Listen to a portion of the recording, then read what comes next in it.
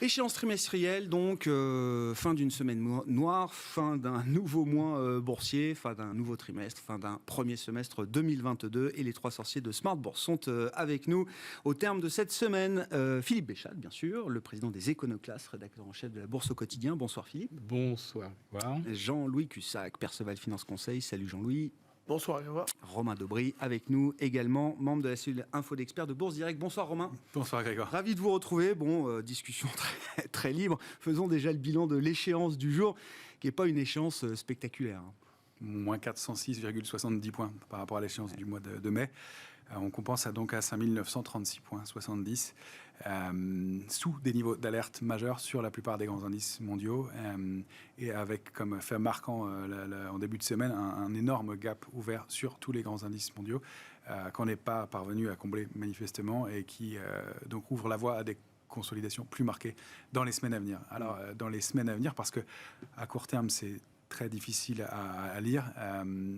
On passe donc dans cette séquence pour la plupart des indices de bear market, même si c'est un terme qui est difficile de mettre des mots comme ça sur un pourcentage uniquement. C'est plus. Oui, le marché était déjà baissier à moins 19%, il l'est toujours à moins 21%. Voilà, c'est toujours délicat, mais en tout cas ça donne un constat de baisse marquée et fort. Et ce qu'on peut noter déjà pour l'échéance à venir, c'est que malgré donc le pessimisme fort des investisseurs qui avait permis d'entamer un petit rebond d'une dizaine de pourcents, eh bien le pessimisme reste toujours bien présent.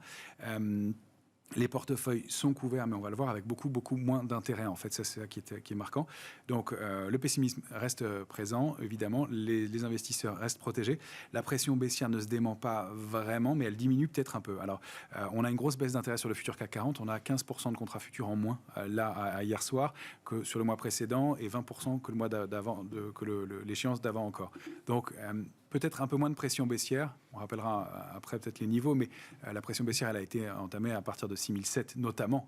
On a commencé à baisser à partir de 7350 points le 3 janvier. Mais la pression baissière, la spéculation baissière, elle s'est mise en place un peu plus tard, plutôt début mi-avril. Et donc, c'est cette pression baissière qui ne s'est pas démentie. Alors, le ratio de couverture important a empêché le marché d'accélérer fortement à la baisse, mais le mouvement est quand même régulier, lent, mais il ne se dément pas. Sur les options, la baisse d'intérêt, elle est encore plus impressionnante parce qu'on a un ratio de couverture qui est très important si on regarde sur le mois de juillet. Même inutile de donner le ratio, il est au-delà de la norme. Il y a beaucoup plus d'options de vente que d'options d'achat. Mais c'est surtout l'absence d'intérêt qui est significative. Il y a environ 15 000 contrats d'options ouverts sur le CAC 40 pour l'échéance du mois de juillet. On entame d'habitude une échéance avec au moins 25 ou 30 000 contrats d'options.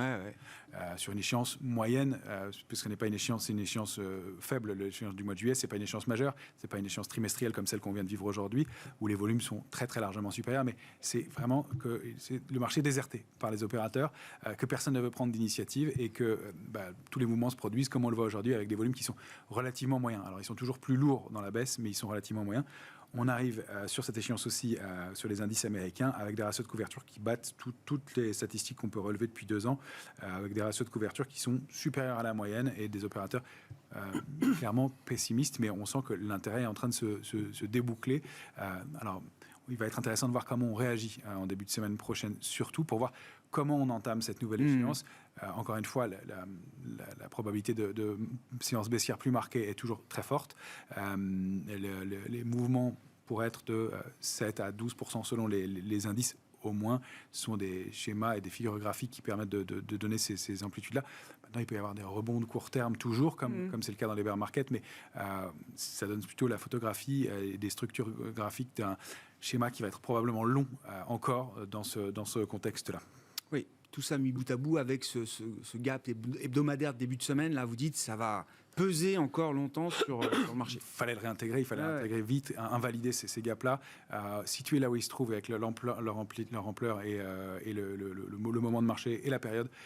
Tout ça est lourd et de signification pénible pour les semaines à venir probablement. Bon. Encore. Bon, vos commentaires sur la semaine, enfin le moment de marché à ce stade, Jean-Louis, et puis c'est toujours la question, il y a toujours pas de capitulation, toujours pas de panique. C'est une question. Un abandon. Un abandon, oui c'est ça. C'est comme ça que j'ai titré hier. Forme d'abandon. Chercher un mot, un abandon, c'est-à-dire que pas de visibilité. Le manque d'intérêt, c'est ça. Je disais, on ne voyait pas pourquoi, qu'est-ce qui pourrait faire monter les marchés quand ça valait 6005.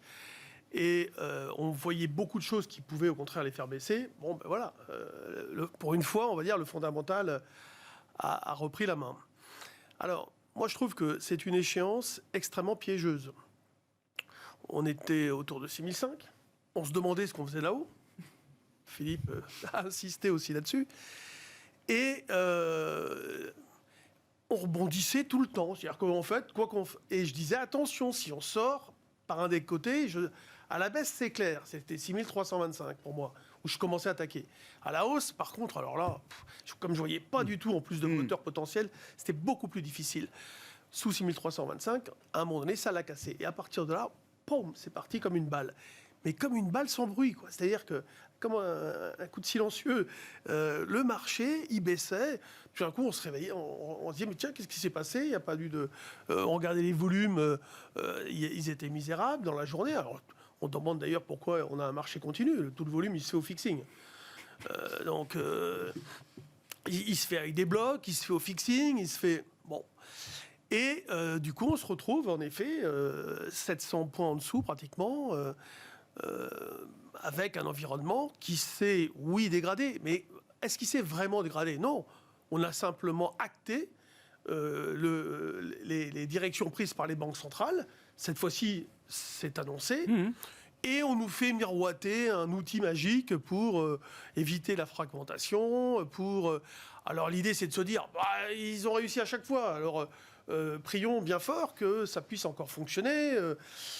Bon, sauf que là, c'est vrai, il y a des doutes qui s'installent de plus en plus. Donc je disais que c'est une échéance où on pouvait finir un peu pendu. Parce que, justement, alors là, tu le dis en disant, enfin, tu nous le racontes en disant que les clients particuliers sont plutôt acheteurs. On ne l'a pas raconté encore.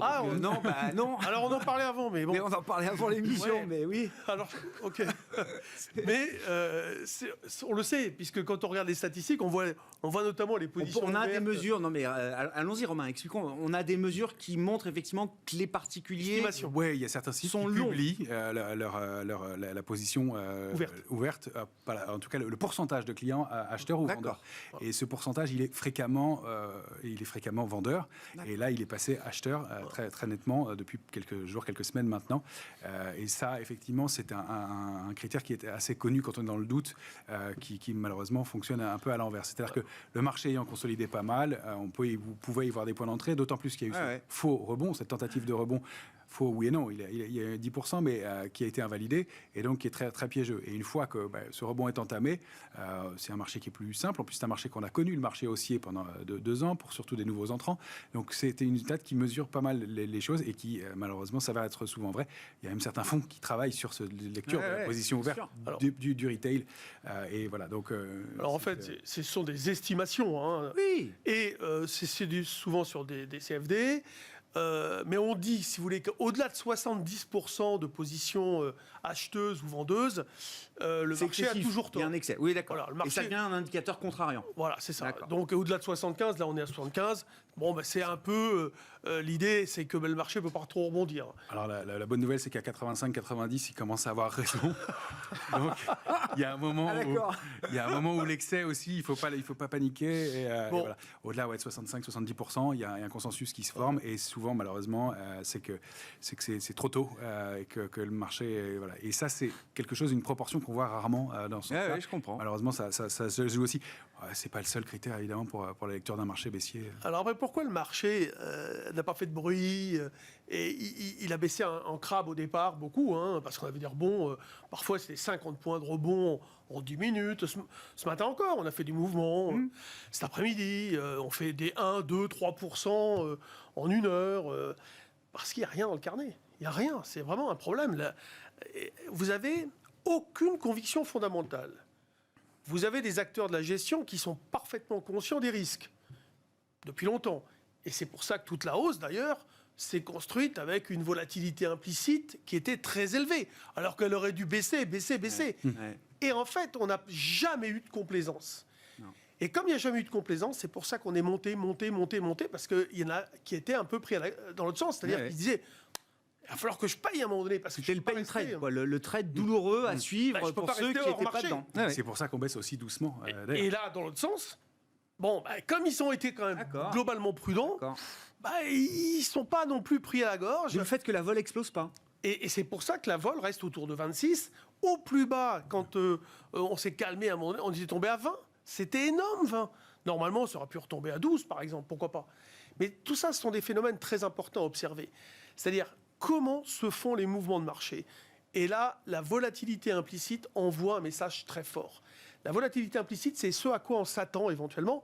Donc, si vous voulez, tant qu'on reste dans ce qui est attendu, le marché n'est pas pris à contre-pied, si on peut résumer les choses comme ça. D'accord.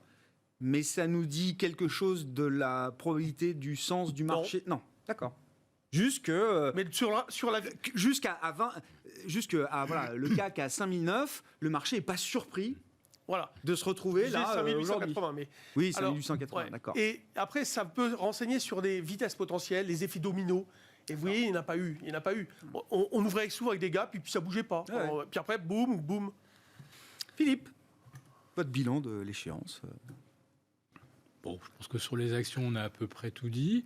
Alors, ce matin, je regardais là, à 11h30, on était à 750 millions échangés, donc je me suis dit, bon, ça continue. Hein. Sur le CAC? Sur le CAC, il n'y a plus rien. Ouais. Donc je ne sais pas comment interpréter ça. Le marché qui a effectivement pas l'air de paniquer, il n'y a pas d'envolée lyrique du côté des indicateurs de velade, de stress. Et en fait, effectivement, personne ne fait rien. Alors qu'on a une panique totale du côté de l'obligataire, c'est quand même le crack, le crack des, je sais pas, du siècle, enfin en tout cas pas du 21e siècle, je parle du siècle écoulé. Enfin, des 100 dernières années, quoi. Voilà. Là, rien que sur l'obligataire, on a détruit l'équivalent de 10 000 milliards de richesses. C'est le double des pertes lors de la crise des subprimes. The Great Financial Crisis, 5 000 milliards, et là, on en est à 10 000 milliards. C'est juste hallucinant. Donc, c'est très calme sur les actions. Du côté des cryptos, on est à 1600 milliards de valeurs détruites, dont 1100 milliards sur les 3 derniers mois. Voilà. C'est là aussi la plus phénoménale destruction de valeurs de l'histoire des cryptos. Bon, oui, la jeune histoire des cryptos, voilà, d'accord. Mais ici, en 3 mois, quand même, c'est spectaculaire. 2012-2022, voilà. Ouais. Et là, on a en fait, je peux même vous dire, j'ai fait le calcul, on a là, sur cette correction, l'équivalent de la destruction des 2 précédentes vagues majeures de destruction sur les cryptos, c'est-à-dire 2018 et puis à nouveau 2019. Voilà, c'est une vague beaucoup plus meurtrière entre guillemets que les précédentes, quoi. Plus de pertes que le cumul des pertes de 2018 et 2019. Bon, voilà. Alors vous avez bien sûr des gens qui vous disent à 14 200 cryptos, il y a peut-être un moment où on va faire tomber le bois mort. Et effectivement, entre les projets sans intérêt ou farfelus, il y en a certainement qui vont disparaître. C'est un moment fondateur là pour l'écosystème. C'est un peu fondateur, mais c'est surtout un moment, d'un seul coup, les masques tombent un peu, puisqu'on a attiré beaucoup de monde sur des stablecoins, même sur de l'Ethereum, en vous offrant des rémunérations pour du portage. Mais d'où sort l'argent ? Quand on parle des frais de gaz sur l'Ethereum, très bien, bon, Poutine a coupé le gaz, ah non, pardon, c'est pas le même sujet, mais ça coûte très cher depuis très longtemps. Et qui paye ça ? Qui paye? D'où sort l'argent? Il y a de généreux mécènes, je sais pas, les frères Winklevoss, je sais pas, qui met de l'argent pour attirer des gens, les rémunérer. Alors les influenceurs, pareil, ils ont des tickets de 50, 100 000, 200 000 dollars. D'où vient l'argent? Il y a quand même quelqu'un quelque part qui alimente cette mécanique. Qu'est-ce qui sera différent demain dans l'écosystème crypto? Si cette crise crypto est vraiment un moment fondateur, avec des caractéristiques, une profondeur peut-être différente des mouvements de correction précédents. Il y a la question de confiance qui se pose visiblement ici et là auprès des grandes plateformes. Qu'est-ce qui va changer dans l'écosystème crypto? Il ne va pas disparaître l'écosystème crypto, mais qu'est-ce qui va changer là à partir d'aujourd'hui? Je ne sais pas si... mon interprétation n'est peut-être pas la bonne, hein, je ne tiens vraiment pas la vérité. Ce que je dis, c'est que dans une crypto, dans un projet, Ethereum, Solana et quelques autres, c'est la matière grise de ceux qui participent à ce projet. Je me dis que ces gens-là, ils sont pas mariés, hein, ni avec Ether, ni avec le Sol, ni avec Cardano. Ces gens-là, demain, on pourrait les retrouver, pourquoi pas, dans une grande institution financière, payée très correctement. Et puis, ben voilà, comme il n'y a pas de valeur fondamentale derrière les 14 200 cryptos, alors bien sûr, je fais hurler tous ceux qui disent que le Bitcoin, c'est 21 millions et que voilà, c'est une offre unique, etc. Et qu'il y a tout un développement et une réputation bon, soit, d'accord. Mais fondamentalement, qu'est-ce qu'il y a derrière le Bitcoin si ce n'est effectivement une réputation et une confiance. Alors là, on arrive effectivement à un moment crucial. MicroStrategy détient 130 000 jetons Bitcoin. Et ils ont emprunté pratiquement 100% pour les acheter. Oui. 3,5 milliards. Bon. Ils ont un prix de revient moyen. 30 000 Non plus. Ils disaient 23, mais on n'en sait rien. C'est peut-être 30. Donc à quel moment ils vont sauter ? Et le jour où ils sautent... Ils l'ont dit, à partir de 21 000, les appels de marge arrivent. Je crois que c'est le Chief Financial Officer qui disait il y a un mois lors des publications de résultats. Et a priori, ils peuvent tolérer la douleur jusqu'à 20 000, je ne sais pas. Voilà. Peut-être qu'ils avaient calculé d'ailleurs par rapport au précédent sommet 19 000. Bon. Mais si d'un seul coup MicroStrategy se crache, mais vous voyez un petit peu l'effet domino que ça va avoir. Donc le Bitcoin, cette déferlante de 130 000 jetons avec pas d'acheteurs en face. Donc on essaye aujourd'hui d'estimer c'est quoi l'objectif. C'est 12 000, 13 000 sur le Bitcoin, c'est 600 sur l'Ether. Enfin, après ça va impacter bien sûr les stablecoins. Avec là, ça va être un pataquès. Donc pour vous, le risque, c'est que le château de cartes n'est pas terminé de s'effondrer. Je dis que là, on est dans une correction telle assez classique comme on en a connu déjà 2 majeurs, enfin depuis 2018, et là on risque d'avoir quelque chose qu'on n'a pas connu, c'est-à-dire que là on a un très très gros secteur qui est obligé de vendre à tout prix.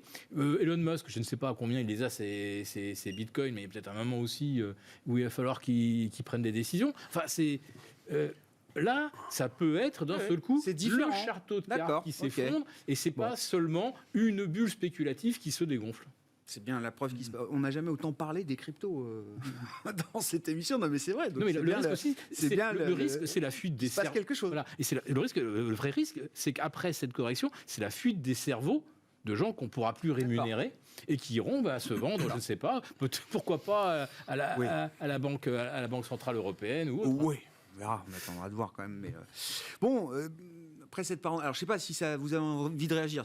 Oui, il y a des éléments intéressants. Et il y a le fait que, oui, ça ressemble effectivement à un fonctionnement d'une bulle classique et que c'était le Far West, ce que tu décris.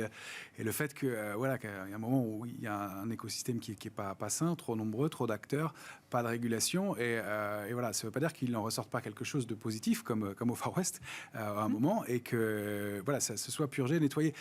Donc, comment, ça je ne sais pas le dire, mais ça rappelle effectivement ce qui se passait avec la bulle Internet, où on avait des sociétés qui étaient introduites en bourse, qui n'avaient pas 9 mois d'existence, pas de bilan, et qui arrivaient, qui étaient cotées.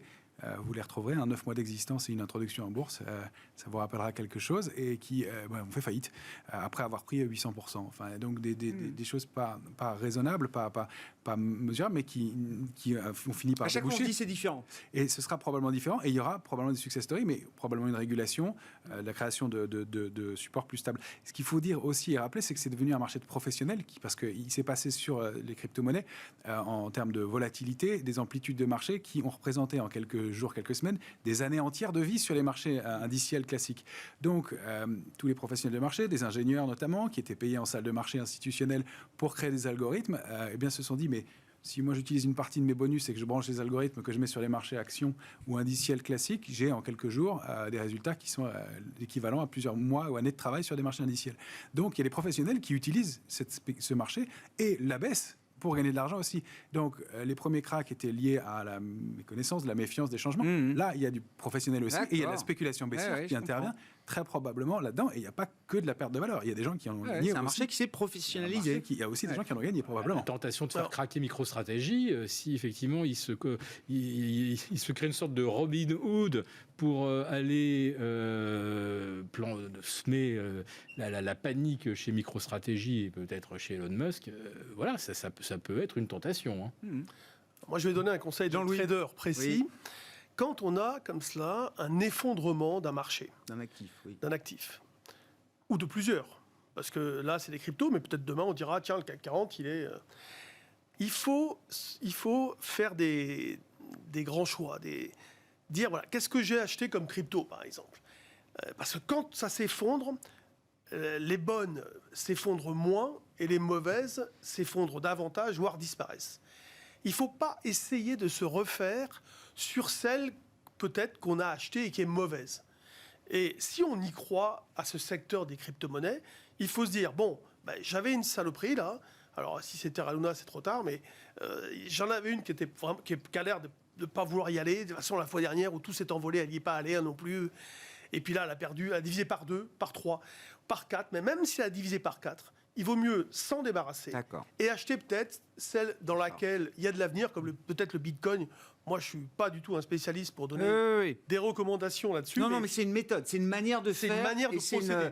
Une réflexion, une logique. On fait pareil. Oui, bien sûr. sûr. Quality à ce moment-là. Il faut aller vers des choses qui se sont effondrées et qui sont des belles valeurs, par exemple. Voilà. Ouais. Très clair. Revenons alors peut-être sur nos marchés plus traditionnels. L'idée du bear market, effectivement. Alors, je monte pas trop là-dessus, je veux pas mettre trop d'emphase là-dessus, parce que bon, c'est un consensus de marché, et c'est ce qu'on disait tout à l'heure, à moins 15 ou à moins 20, on est déjà dans une logique de marché baissier, mais il y a quand même un peu d'historique de ce point de vue-là, et puis c'est vrai que bon, ça crée peut-être aussi des comportements ou des mécanismes un peu différents chez les opérateurs. Effectivement, alors voilà, de s'arrêter un pourcentage, c'est pas nécessairement utile. L'idée, c'est de comprendre un peu ce qu'il en est. Depuis la Deuxième Guerre mondiale, on considère qu'il y en a eu, enfin on considère pas, si on mesure à partir de 20% de baisse à bear market, on note qu'il y en a eu 11, qu'on vivrait en ce moment le 12e bear market. Donc c'est relativement fréquent dans l'histoire des marchés. Ça, c'est une première chose à savoir. Les extrêmes, c'est 56% de baisse, à noter aussi. Leur durée moyenne, c'est 388 jours. Alors, il y a des bear markets qui ont duré une centaine de jours et d'autres plus de 2000. Donc, on exclut le bear market de mars 2020. Enfin, ça, j'imagine que c'était pas un vrai bear market. Il a été considéré comme en partie. D'accord, il fait partie de cela. Quelques semaines. Quelques semaines. Voilà. Et le temps d'une autre de celui qu'on vit en ce moment, qui aurait commencé le 3 janvier, c'est 166 jours à ce soir. Aujourd'hui, sur une durée moyenne donc de 388. 388. Alors, en partant point haut du 3 janvier. Ouais. Pour tous les autres aussi. Le temps de recovery moyen, il est de 879 jours avant de former un nouveau plus haut. Ah, ça fait avant long, de former un nouveau. C'est ça. Et c'est ça que je voulais mettre en 3 ans et demi. Voilà. Alors, c'est une moyenne, c'est pour dire que tout ça peut être long. En fait, c'est ça qui est plutôt intéressant de se dire, et que ça a été toujours créateur d'opportunités, et qu'ensuite, on a vu systématiquement, dans tous ces moments-là, de nouveaux plus hauts par la suite. Donc, il va y avoir aussi, et c'est pour donner des éléments un peu plus optimistes dans ce contexte-là, voilà, le fait qu'on est déjà pas mal avancé dans ce bear market, dans ce marché, et que dans ce mouvement, et que c'est la patience qu'il faut mettre en avant, et donc de ne pas se précipiter, à essayer de trouver le point bas, d'essayer d'accompagner, d'attendre, de voir quelque chose de solide, une structure importante.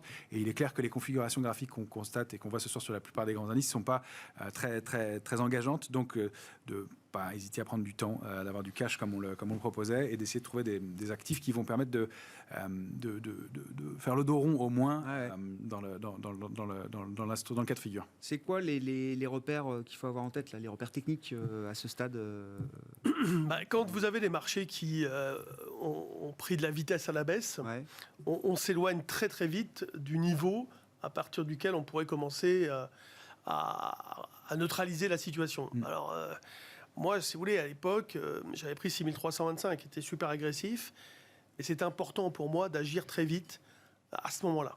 Là, on peut très bien rebondir 200-300 points, c'est pas ça ça sera une reprise technique dans un premier temps. Donc, il faut une petite dérive horizontale, il faut quelque chose, il faut voir. C'est pas une question de niveau, c'est non, ça sert à rien. Comportement du marché. Moi, j'ai laissé ce que je dis depuis quelque temps, c'était 6325 encore, pour repartir dans l'autre sens, etc. Pareil. Et ce que j'ai fait, c'est que je lui ai dit, écoutez, achetez des calls. ils sont pas trop chers. On était tombé à 20 de vol. Et je dis, de toute façon, la vol, elle est appelée à rester forte. Donc, prenez un call et servez-vous de lui comme un stop, voilà, pour vous protéger. Et comme ça, il n'y aura pas de... Contre le risque de hausse, quoi. Voilà, contre le risque de hausse pour jouer la baisse. Là, sinon, c'est vrai, où est-ce qu'on peut aller ? De toute façon, tant qu'on n'aura pas le fameux outil miracle, tant qu'on n'aura pas, je sais pas moi, l'idée, c'est de se dire, qu'est-ce qu'on peut acheter comme valeur ? Ça donne envie d'acheter. Il y a des valeurs qui ont des PER, qui sont redevenues intéressants, etc. Mais si on achète maintenant, c'est pas du tout dans l'esprit de l'époque où on achetait à 6005 en faisant du scalp. Non, si on achète là, on prend un risque, peut-être que le marché dévisse. Ouais. Donc il faut se dire, ce que je vais acheter maintenant, il faut Je suis solide et je suis confiant Voilà, dessus. je suis confiant, mais c'est surtout, je me prépare à le garder. Ouais. Je pense que c'est un bon investissement. Ouais. Peut-être qu'il faut privilégier les valeurs à fort rendement, etc. Et les valeurs Faut être une main forte, quoi. où je vous invite à regarder ce que font les dirigeants d'entreprise qui sont obligés de dire ce qu'ils font auprès de l'AMF. Donc sur le site de l'AMF, c'est très bien fait. C'est PEA, AMF, je sais pas quoi. Et vous regardez et vous avez tous les achats de dirigeants.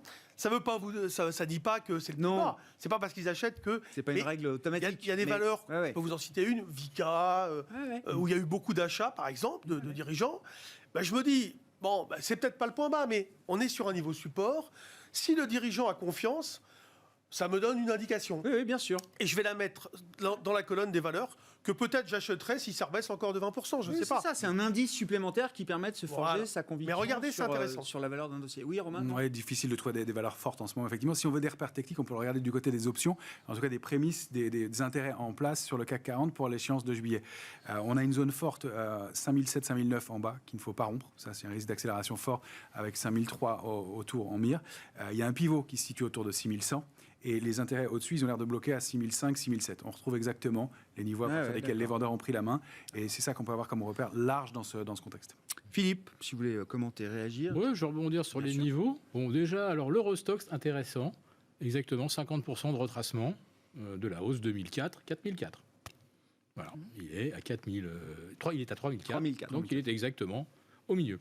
Si le CAC 40, par malheur, devait imiter l'Eurostoxx, il serait donc mécaniquement un petit peu au-dessus de 5006. Voilà, donc 6% plus bas. Bon, rien de très très effrayant. Ce qui est plus effrayant pour un gérant qui a une structure classique, 60-40 ou 40-60, obligataire action, c'est que là, sur les obligations, il fait moins 20 depuis le 1er janvier. Alors s'il se mettait en plus de ça à dégager les actions, sachant qu'il n'y a pas de liquidité, qu'il n'y a pas de porte de sortie, je dois dire que là, c'est très angoissant ce qu'on vit. J'ai peut-être une image pour illustrer ça. J'ai l'impression que là, on est un peu sur le Titanic. Et puis alors, en face de nous... bien. Voilà, mais là, c'est un Titanic de dette. Notre économie n'est basée que sur la dette depuis 2009. C'est un Titanic de dette. Et on a doublé ce qu'on avait mis sur le pont entre mars 2020 et janvier 2022. Donc... à ma droite, j'ai l'iceberg de l'inflation. À ma gauche, j'ai le récif de la récession. Droit devant, j'ai un champ de mine. C'est les entreprises qui vont réduire évidemment leurs prévisions de bénéfices. Et si jamais je voulais faire marche arrière, derrière, j'ai un sous-marin avec 2 torpilles armées. Et là, c'est de nouveau la question des taux. Donc... et quand vous montez sur le pont, vous voyez qu'il n'y a pas de canot de sauvetage. Donc, quelque part, c'est même pas la peine de courir sur le pont. Mais j'aime bien, parce que cette image, elle montre quand même qu'on n'est pas loin de la désespérance totale, de la déprime, de l'abandon. Non, mais ce que je vous dis, c'est que là, en plus de ça, quand on voit les périls qui cernent aux 4 points cardinaux le marché, en plus de ça, vous arrivez sur le pont supérieur, il n'y a pas de canot de sauvetage, puisque l'obligataire, il est déjà par le fond. De l'autre côté du bateau, il y avait des cryptos, elles sont aussi par le fond. Où est-ce qu'on met son argent ? Du coup, j'ai l'impression que les gens sortent pas. Mais là, où mon sous-marin avec ses 2 torpilles arrive, c'est le krach obligataire lié à l'immobilier. C'est-à-dire que là, on a pour l'instant la bulle immobilière aux États-Unis, avec des maisons à 500 000 $ de prix médian. La charge des remboursements est passée en 6 mois, donc du 1er janvier à aujourd'hui, elle est passée de 300 points, ou 305 pour être très précis, à 625. Donc, pour l'emprunteur qui refinance son truc, c'est carrément même pas tenable. Et là, les prix de l'immobilier n'ont pas encore commencé à chuter. Et d'ailleurs, quand ça va commencer à chuter et que les gens ne peuvent pas rembourser, on va vers une crise, non pas des subprimes, mais une crise de solvabilité numéro 2. Donc je vous dis, on a le sous-marin derrière avec les deux torpilles, la baisse des prix de l'immobilier et les gens qui ne peuvent pas rembourser. Voilà, donc je vous dis, pour l'instant, les actions sont cernées de toutes parts et pour l'instant, le Titanic est toujours à flot. Et donc, il n'y a aucune bonne nouvelle à l'horizon. Enfin, quand on réfléchit un peu à d'où pourraient venir des nouvelles qui changeraient justement peut-être l'état d'esprit des marchés, des investisseurs. Alors, j'ai extrêmement Parce que le prix ne suffit pas à changer l'état d'esprit, là. Moi, j'ai extrêmement hâte. Attention, microfilm. Oui. J'ai extrêmement hâte que Christine Lagarde ne présente pas son outil magique pour éviter. Mais non, mais j'ai hâte qu'elle ne le présente pas. Ah, parce que ce serait une bonne nouvelle, parce ça. que le jour où elle va le présenter, le marché, s'il est de mauvaise humeur, il va dire ça va jamais marcher. Elle va faire quoi elle va shorter les boons pour acheter des BTP italiens. C'est la rumeur d'avant-hier, ça. Ouais, c'est pas. Non, c'est pas une rumeur. Non, oui. Non, mais le patron de la Banque centrale d'Italie, il dit il faut réduire le spread à 150 points. Oui. Comment on fait? Il est italien, donc oui, bien sûr. Mais non. c'est, mais tout le monde est à peu près d'accord. Hein. En théorie, un spread 150. Donc vous dites qu'il y a un gros risque de déception là sur la promesse délivrée par la BCE cette semaine. Ah oui, il faut vraiment qu'il tarde le plus possible à le dire pour pas donner au marché une nouvelle raison de challenger la Banque centrale en disant mais montrez-nous que ça fonctionne quoi. Ça a eu marché en 2012. Oui, en 2012, on pouvait baisser les taux et on pouvait ouvrir le robinet de liquidité. C'était plus on facile. l'avait déjà grand ouvert. Non, mais c'était plus facile. Mais enfin, on n'avait pas atteint les proportions. Et puis maintenant, on a compris une chose, c'est que si on rouvre le robinet, l'inflation, on la met à combien? Elle sera à 11 en Angleterre au mois d'octobre. On va la mettre à combien? C'était plus simple. Je dis pas que c'était plus facile, mais c'était plus simple à gérer en 2012. Oui. Il n'y avait qu'un sujet, qu'un problème à régler. Et puis il n'y avait pas d'inflation. L'immobilier n'était pas encore reparti. Il n'y avait pas de bulle immobilière. Il n'y avait pas encore de bulle boursière. Il n'y avait pas d'inflation. Et on pouvait commencer à rêver à la fameuse MMT. Et ben là, cette MMT, la moderne monetary theory, qui disait qu'on pouvait créer, imprimer de l'argent, nos limites, il n'y aurait jamais d'inflation, elle vient de faire faillite. Ben oui, parce qu'il y a de l'inflation. Voilà. La bonne nouvelle, c'est que le marché, Philippe, partage tes craintes. Oui. Et ça, c'est vraiment une nouveauté. Tu n'es plus seul, Philippe. Exactement.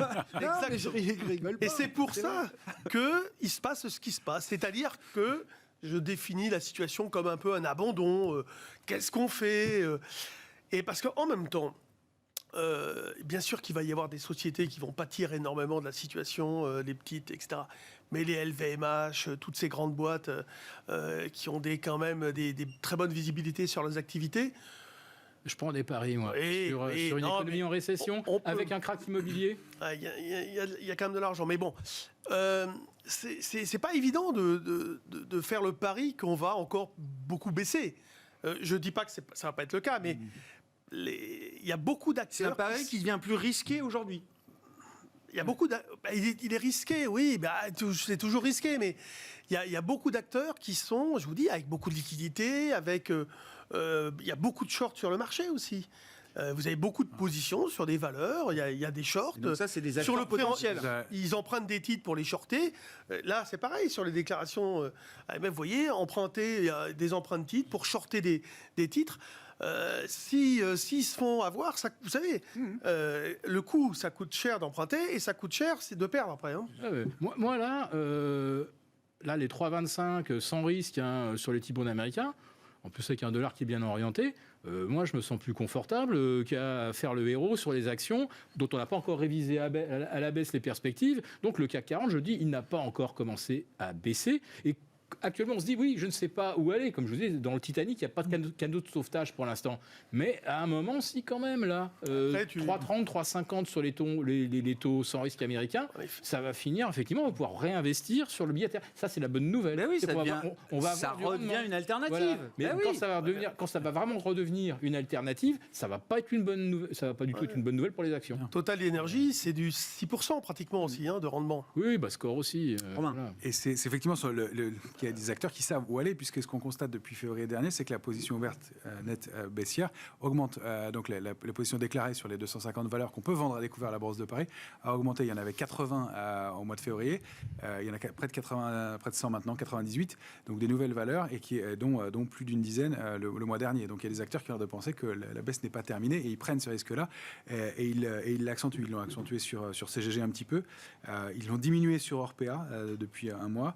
Elle diminue un petit peu sur Forestia aussi, mais globalement, il y en a quand même plus qui sont vendus à découvert. Donc même à ces niveaux de marché et depuis un mois, ça augmente encore. Donc il y a effectivement ce signe de pression baissière. Alors ce sont effectivement des rachats de short potentiels, mais pour l'instant, c'est eux qui ont la main et ça prouve bien l'inertie qu'il y a dans ce mouvement de baisse. Oui. Oui, mais un vendeur à découvert, c'est à coup sûr quelqu'un qui va se racheter. Un acheteur, lui, il peut attendre ad vitam aeternam. Point final. Voilà. Alors, quand on a dit ça, c'est sûr que pour le mois qui suit, ça ne veut pas dire grand-chose. Les pressions ne seront peut-être pas là, mais à un moment donné, le vendeur, il faut qu'il se rachète. Là, c'est sûr. On a clôturé en baisse. Finalement, oui. Finalement, on clôture en baisse sur le CAC. Légère baisse Sur le CAC 40 cash, on clôture en baisse ce soir, 5882 points. Dans un volume de 7,6 milliards et sur un niveau pivot. C'est un bon volume quand même pour une échéance trimestrielle. C'est un volume, de fin de séance. On tient encore les 5880. Oui, toujours. Ouais. Niveau pivot. Quand même. C'est une idée à travailler pendant le week-end, quoi. Voyons le résultat lundi, mais... Là, ces dernières 48 heures, l'autre fait majeur, c'est que malgré un baril qui s'est maintenu longtemps au-dessus de 120, 124, 120, on a vu les majors aux États-Unis perdre 10-15%. Hier soir... Venant de plus haut historique. Exxon partait d'un plus haut historique. Évidemment. Donc hier soir, elles ont encore repris une grosse claque. Et aujourd'hui, elles en prennent encore une. Et je dois quand même souligner que si le CAC et d'autres indices ont pu se maintenir à flot, c'était quand même grâce à des Total Energy, des ENI. Pourquoi on vend ces valeurs aujourd'hui, c'est quoi? C'est des prises de profit. On se dit que s'il y a une récession, forcément, il y aura... Exactement. S'il y a récession, à un moment, la demande va être contrainte. Et on cherchait des thématiques d'investissement, justement. Quand on a une poche action, puisqu'on voit qu'on ne peut pas sortir parce qu'il n'y a pas de volume, on a cherché quelque part où aller. Donc, on a shorté les valeurs de croissance et on a acheté les valeurs énergie. Là, aujourd'hui, les valeurs énergie, je pense qu'elles sont à l'aube d'un retournement. Voilà. Et ça, quoi. Voilà. Donc, ça, c'est aussi à surveiller. Oui, le MSCI World Energy, qui était l'indice fort depuis le début de l'année, qui a 36%, je crois, depuis le début de l'année, effectivement, a décroché de 15% dans la semaine. Il y a eu des signaux cette semaine. On l'a évoqué dans le plan de trading lundi, avec deux mauvais signaux, des bougies pas engageantes et un gap hebdomadaire qui montrait une structure en étoile du soir. Graphiquement, c'était pas beau en haut de marché. Après cette accélération haussière, étant un des rares secteurs à vraiment surperformer depuis le début de l'année. Il y a toujours des secteurs en surperformance, mais ils sont de plus en plus maigres. Il y a la banque, il y a la santé. Il y a toujours le CRB, donc le tracker de matières premières à proprement parler. Puis il y a le secteur de l'assurance qui tiennent difficilement et les télécoms, mais qu'ils surperforment en baissant moins que le reste. Ce ne sont pas des mouvements haussiers.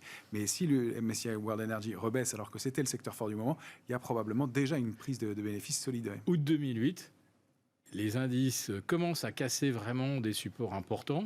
Bon, ça commençait évidemment à chauffer du côté des subprimes. Mais le vrai coup fatal pour les marchés à l'été 2008, ça a été justement la chute du MSCI énergie. C'est là que les choses ont commencé vraiment, ça commençait vraiment à baisser sur les actions à ce moment-là, parce que la baisse de l'énergie était synonyme de future récession.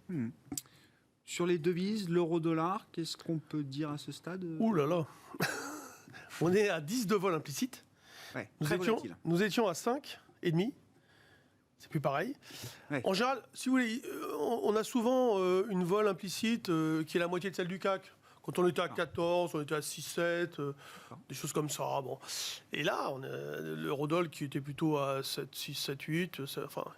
Et là, oui, c'est remonté depuis quelques jours. Et puis là, on est à 10 et quelques ce matin. J'ai envie de dire qu'ils ne savent plus à quoi se raccrocher non plus. Parce que oui, on a eu des surprises toute la semaine sur des banques centrales. Sur un 0,3, c'est pas vraiment des surprises. On fait 1,0370, 5 minutes plus tard, on est à 1,06. Et puis là, on rebaisse. Bon, alors moi, de toute façon, c'est pas compliqué. J'avais abaissé mon seuil à 1,08. Donc tant qu'on était sous 1,08, je shortais, Ouais. je shortais. Voilà. Et au-dessus d'1,08, je neutralise. Voilà, c'est ça l'idée. Oui. Donc on peut acheter le call strike 1,08, puis vendre en dessous. Et puis voilà. Et de toute façon, on a en une heure des mouvements de parfois 80 pips. C'est énorme. Et là, c'est pareil. Vous avez des marchés hyper techniques. Partout, vous avez des marchés hyper techniques. Sans la conviction, sans la force de conviction, le technique est déjà extrêmement important. Les algos de construction, de gestion de delta, etc., si vous voulez, prennent la main et perturbe la perception que les gens ont des mouvements. Ils s'inquiètent, ils deviennent euphoriques pour rien. Ce sont vraiment des mouvements algorithmiques amplifiés par des phénomènes de construction. On s'arrête là pour ce soir, messieurs. Les trois sorciers seront exceptionnellement off le week-end du 14-15 juillet. En tout cas, moi, je serai off, donc il n'y aura pas de réunion des sorciers pour la prochaine échéance. On se retrouvera non pas pour l'échéance du mois d'août, mais pour l'échéance du mois de septembre. Alors, après, messieurs, et lundi pour le plan de trading, bien sûr, Romain, fidèle au poste, Bourse Direct, Jean-Luc Hussac, Perceval Finance Conseil, et Philippe Béchade, les éconoclastes et rédacteur en chef de la Bourse au quotidien. Les trois sorciers de Smart Bourse avec nous chaque troisième vendredi du mois à 17h.